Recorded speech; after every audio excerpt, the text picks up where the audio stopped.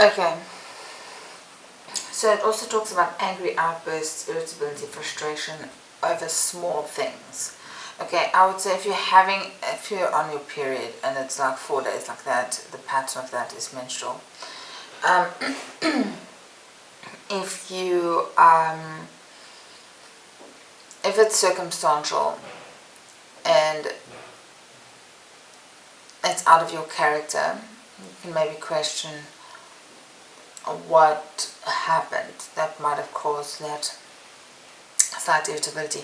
Chances are it is something within you that's changing, but it might not be major depression. But with major depression, what this looks like is it's usually all the time.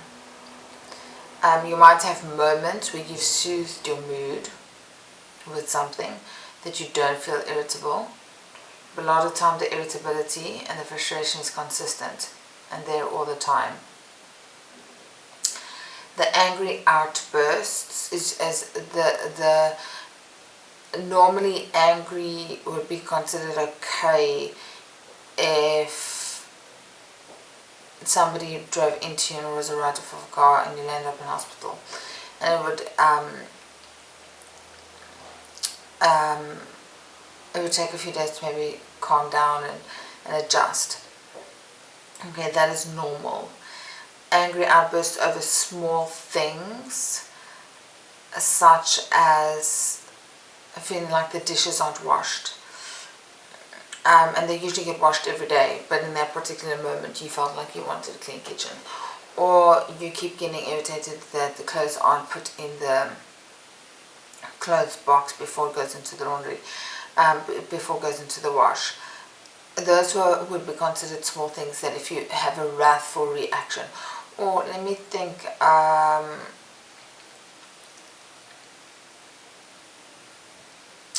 you've moved country and you're looking for a job, and you're needing to set up a whole bunch of small things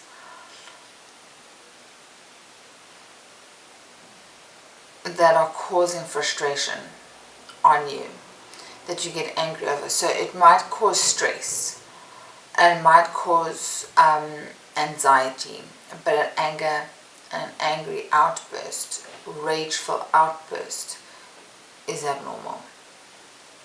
Okay, loss of interest in sex, sport, or hobbies. So it's basically anything that usually would bring joy or bring happiness to a person. So I'm not going to get into the sex aspect too much, because the thing is that people who aren't religious and have the desire to explore their sexuality with different people, that, like having more than one sexual partner, that could in general be considered normal. It becomes a problem in this case when you've lost of interest of it, or if you're going to an extreme where there seems to be no self-control and it almost seems reckless.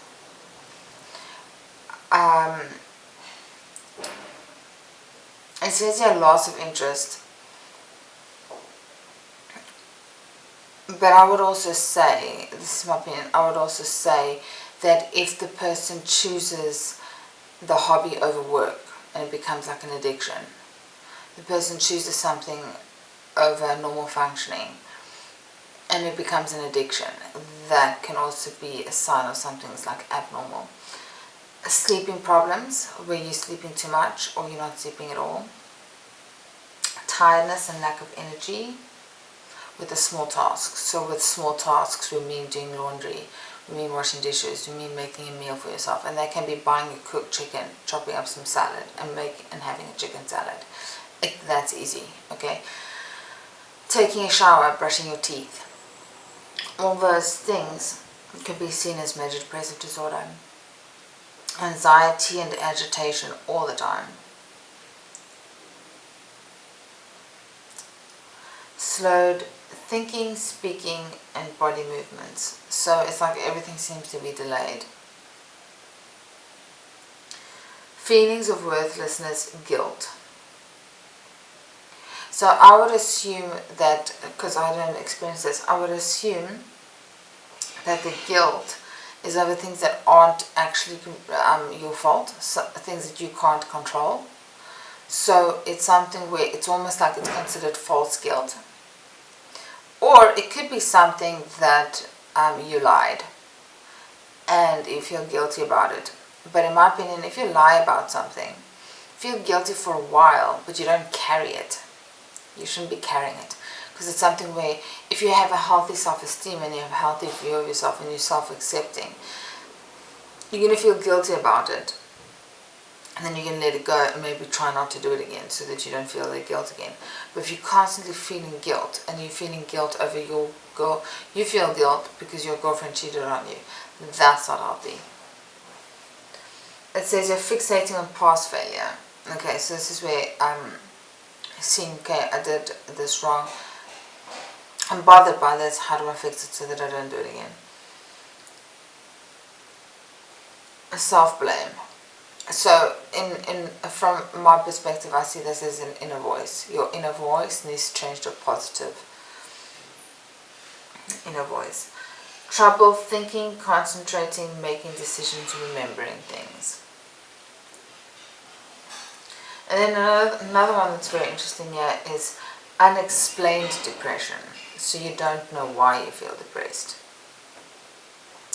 Circumstances can cause depression on pretty much anyone, particularly if you're looking for work and you just can't find work over a period of like months or even years, like 2 to 3 years. It can cause depression, but then that's circumstantial. What they're saying is, how I understand the chemical imbalance in your brain is when you have depression, you have no idea why. Alright, so those are 9 symptoms of major depressive disorder. And like I said, this you can find in the DSM if you research it. And the point is that I wanted to talk about mental illness, specifically major depressive, and I realized it would be easy if I mention what the symptoms are and what they could look like in your day-to-day. I have had friends who have had this, but the things that this particular friend I'm thinking about also had bipolar and also had borderline. So from an outside perspective, I didn't live with the person, so I saw bits and pieces. So there was a certain amount of distance that I got, but I would feel that if there was alcohol involved, I would feel if the person was around people who were risk takers and liked to break the law, they would go with it. And then the next day they would feel super down, and I would say, what's going on? I would say, well, I did that to feel something, to feel the rush, because I constantly feel depressed. And that was interesting for me because I'm not somebody who, I take risks, but I take it with caution. So I'm impulsive with certain things, but not really with decision making. Anytime maybe you'd see me impulsive with decision making is where I feel like the Lord has said you're doing this, and then I will just do it because I know in my spirit God had said. So there is clear thought in it. There is clear leading. But in relation to this person, I was like, it looks like you're making choices, but you really aren't thinking through. Like, I could get arrested for this. I'm lending my car to a person who's doing drugs, and anything could go wrong at the pickup, and then they trace it back to your dad. That sort of thing is dangerous. The criteria, according to the DSM-5, you need 5 of the following symptoms. Depressive mood, it's a mood thing, right? So there will be irritability that might lead to rage, loss of interest, loss of pleasure in most activities, weight disturbance, so that's picking up too much weight, losing too much weight, sleep disturbance, that is sleeping too much or sleeping way too little, Psychomotor agitation or retardation.